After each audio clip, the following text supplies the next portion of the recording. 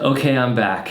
I am back, and we are talking about acting in pictures. This is going to be a new series where we talk about the best practices for acting on camera, and the focus being on acting through pictures. Because, right, the difference between stage and camera is that stage is a medium of words, and movies are a medium of pictures. Does that make sense? If the pictures don't change, the story doesn't change. We track change in the story, meaning how it goes from beginning, middle, and end, how we see events. We track that through pictures. So your job as the actor, especially in self-tape auditions, is to change the pictures. On a set, somebody's doing that for you. But in auditions, you have to do it yourself. That's my long explanation about acting through pictures. Before we go any further, before we jump into this scene from Sleepless in Seattle, please, if you've watched the channel before, if you like the channel, like this video. It makes a huge difference. I'm trying to grow this business out, and I want to have time to make more videos, and the only way to make that possible is with your support. So go ahead and like, subscribe below, and we will get to it. Acting in pictures, Sleepless in Seattle.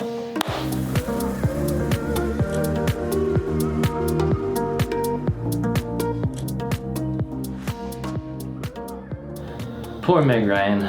What an absolute chump of a man. That's the guy I would play. When the sun is high Great song. in the afternoon sky, So she can't sleep, she doesn't want to be with this guy, so what's she gonna do? She's going to but from dusk till dawn, go have a little midnight snack, as the people should. something happens to you.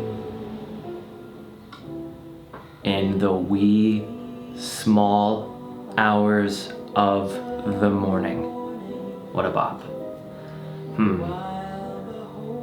She looks at the radio. Should I turn on the radio? No, I'm gonna have a snack. You lie No, the radio. and about the boy, and never ever think of counting sheep. Okay, you know what? I'm gonna have an apple and I'm gonna listen to the radio. Best of Dr. Marcia Fieldstone, clinical psychologist and the friend you never had. Remember Marooned in Miami? He says he doesn't love me anymore. Why would you want to be with someone who doesn't love you? Disappointed in Denver. Every time I come close to orgasm, he goes to make himself a sandwich. Why don't you make him a sandwich beforehand? Sleepless in Seattle. Well, I'm going to get out of bed every morning. Breathe in and out all day long. And then after a while, I won't have to remind myself to get out of bed. Morning, breathe in and out. And then after a while, I won't have to think about how I had it great and perfect for a while. Sam, tell me what was so special about your wife. Well, how long is your program? Oh, well, it was a million tiny little things, and when you add them all up, it just meant that we were supposed to be together, so. And I knew it. I knew it the very first time I touched her.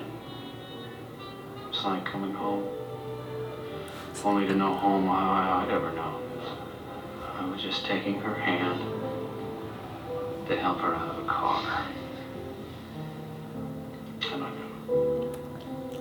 It was like magic.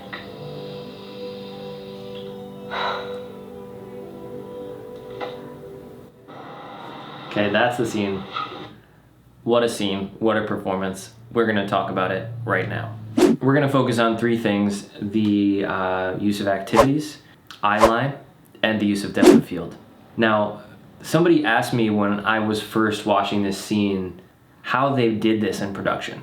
Like, was Tom Hanks sitting there delivering this to her to give this authentic performance or not? And frankly, I think my best bet is that it is pre-recorded, or Tom laid it down after. He may have been there on the day, but I don't necessarily know. It depends on the production schedule, and it doesn't make sense that Tom would be on set for this portion because he's never in her house on location on any day. So if anybody knows the answer to that, please let me know in the comments.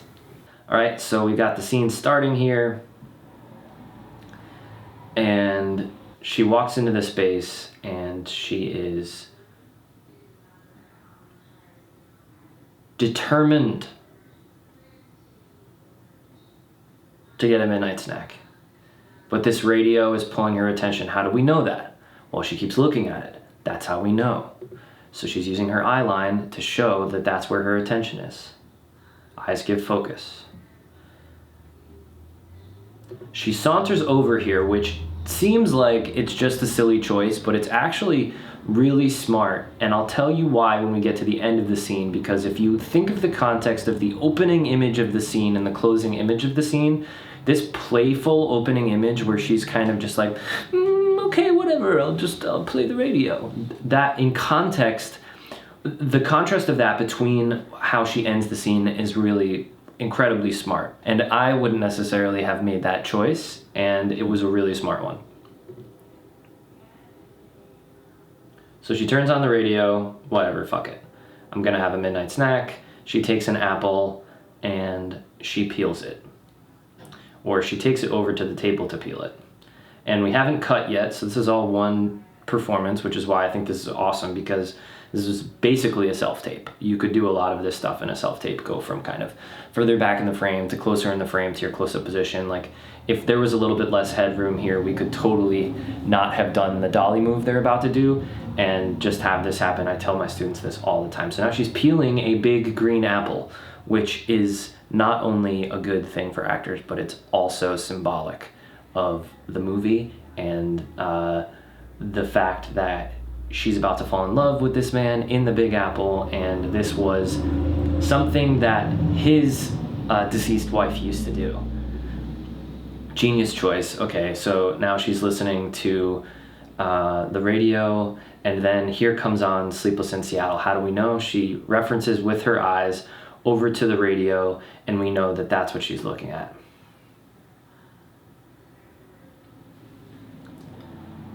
Yeah?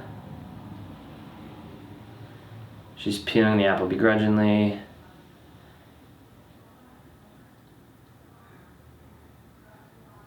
And you can start to see this in her forehead. It's starting to break her up a little bit. We see that picture kind of slowly changing, but most of her focus is on peeling the apple, which is what's really smart about this, because we don't necessarily need to see you emoting all over the camera. We just want to watch you behaving. And this activity of peeling this apple lets us see someone behaving as opposed to someone emoting. If she were just sitting there at the table emoting, it wouldn't have the same strength. Now she's peeling the apple until the point at which she can no longer peel the apple because she's too smitten by this man on the radio, Tom Hanks. Which is right here. Can't even eat it. Not even worth it. Can't even eat it. Somebody help me. I need to fix my hair. I am so distraught. I can't believe it. God, it's just unbelievable. And then she listens. This is a new picture. This is now a more distressed picture. It's gradually changing, right? The pictures are changing to show us that things are changing in the scene. She's got her eye line at a different place that we haven't seen before. She raises her eyes up so that we can get access to them. That's good. And it starts to break her up.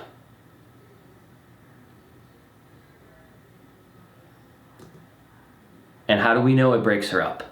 She shifts her position, she crosses the axis, and she has more of a breakdown. Yes, her brow is furrowing. Yes, she's crying now. But if she hadn't broke the axis, we would not have seen that story change. And that's the biggest thing about acting with pictures, is we have to see the story change from A to B to C. Yes, now she's crying, but she changed her eye axis again to give us access to that performance. She knows that she needs to open that performance up to us so that we can have access to this picture changing. And I believe, now here's the thing that's cool, right? She's doing such good stuff here that you start to create what you think is going on. So what I think that is I won't have this, I don't have this with my partner. Shaking my head like, I can't believe it, I don't have this, I'm so scared, why am I gonna go marry this person who I don't love? He just loved his wife so much, I don't have that, what am I gonna do? Crosses the axis again to tell us something else, another layer of grief here, right? Lots of breath, which is good, until she simply can't fathom it anymore, throws her hands up in disgust, and the scene is over. And we have this closing image, which is so different than the closing image of the top of the scene right here, where she's dancing across the room. And that is good picture acting, because you're showing a huge amount of change. Now, the couple other things that we can highlight here, she's using the depth of field. This choice right here is a really good one for self-tapes, just generally, but also like just using the space, making a cross from one place to another to change the picture and, fix the scene is really smart. And something that you should bring to the set. You should think about where you might cross and where you might move, because the worst thing is showing up to the set on the day and the director says, okay, what do you have? What? Where are we? What are we doing? What's happening? Are we gonna have rehearsal? No rehearsal. Just what do you have? So this cross into this position is really smart. She peels the apple, and then we talked a little bit as we were going about the camera axis. This is just such a good performance in pictures, and I had to show it. If this is something you like, if this is something you want to see more on the channel, please shoot me videos, clips from movies, from